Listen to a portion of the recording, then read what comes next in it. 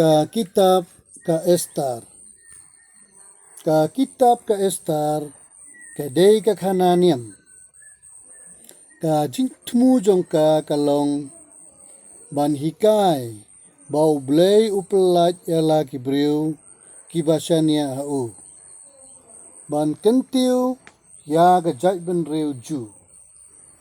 Bat ban pen I ya ga jing sedang bat ga jing mud jong ga jing kawai niam Purim.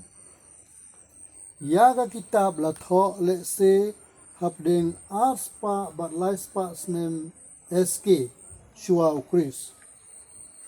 Ni kala ban long ro hakapor u Antiochus basau Epiphanes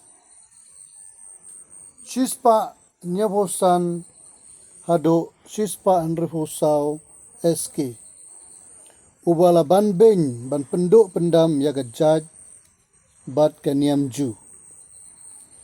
Ka kitab ke Estar bala thok nengkong hakatin Hebrew kalapoi hangi arukom kabalenkot haga Hebrew bat kabakam jrong hakatin Krik.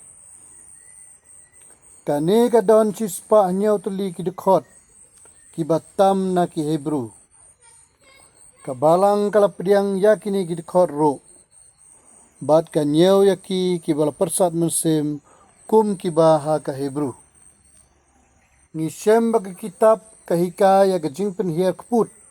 Henrei deban kenmau baha kata kapor ki ju kimpat don kajing hikai jong jisu ban yamap.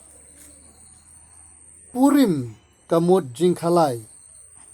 Ya kajing kawai niam Purim labo ban kenmau ba kabok jong kiju kala kensan na kajing jot sya kajing job. Bat sya keburom kabakrau ya ka Estar bat u Mordekai. Ya ka kitab la ban benta kumni harum. Kabenengkong kajing lamprang. Kabaar kajinglong don burom ka Estar. Kabalai kajing serla u Haman persya giju. Kabasau layok keput keliang kiju. Tang kini siapang ke kitab ka Estar kublai shibun ya pi kibas ngap ya kani kajing batai.